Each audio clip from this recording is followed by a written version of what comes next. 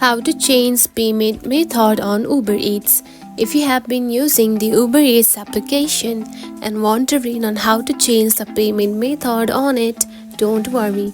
In this video, I will show you how to do it. So let's get started. First of all, open the application. Just like this. After opening it, you will find something like this on your home screen. Now to change your payment method, tap onto your account at the bottom. Just right here, select it. Then here you can find your wallet, tap on it. Then here you can find your payment methods. Now tap on to add payment method. And from here you can simply change the payment method on the Uber Eats. For now you can see I haven't added one, and if you have added one, you can simply remove that one and add another one. And that's it.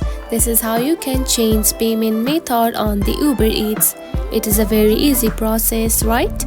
If you found this video helpful, don't forget to like and subscribe for more tips. Thanks for watching.